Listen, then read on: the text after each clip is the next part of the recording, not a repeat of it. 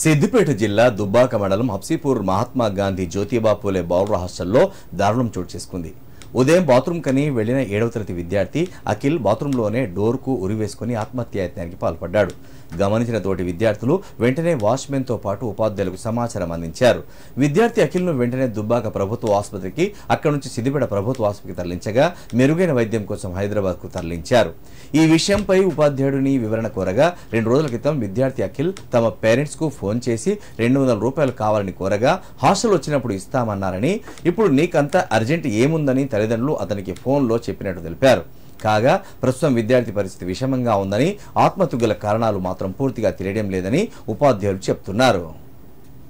మా MJP school Habsipur Dubbaka boys at Habsipur గ్రామంలో నడుస్తున్నటువంటి మా స్కూల్లో మార్నింగ్ 5:30 ప్రాంతంలో ఒక 7th క్లాస్ చదువుతున్నటువంటి అఖిల్ అనే అబ్బాయి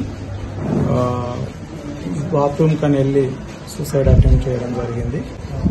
దానికి అప్పుడు ఇంకో అబ్బాయి బాత్రూమ్ కని వెళ్ళిన అబ్బాయి చూసి ఇమీడియట్ గా సిబ్బందికి, మా సార్లకి, తర్వాత వాచ్మెన్ కి ఇన్ఫర్మేషన్ ఇవ్వడం జరిగింది. ఇమీడియట్ గా అబ్బాయిని తీసి సిపిఆర్ చేసి వెంటనే మన దుబ్బాక ఆసుపత్రికి తరలించడం జరిగింది.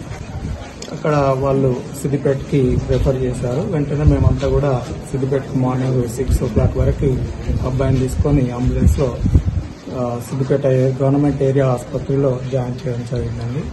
తర్వాత అక్కడ ట్రీట్మెంట్ చేశారు. అబ్బాయికి కొంచెం ఫిట్స్ రావడం జరిగింది. సో ఆ ఫిట్స్ రావడం జరగడం వల్ల ఏమైందంటే అక్కడ గవర్నమెంట్ ఆసుపత్రిలో న్యూరాలజిస్ట్ సార్ అవైలబుల్ లేరు కాబట్టి ఇమీడియట్ గా నీలోఫర్ అంబులెన్స్ లో నీలోఫర్ ఆసుపత్రికి వెళ్లడం జరిగింది. ఎస్ఐ గారికి కూడా నేను చెప్పడం పిటిషన్ ఇవ్వడం జరిగింది.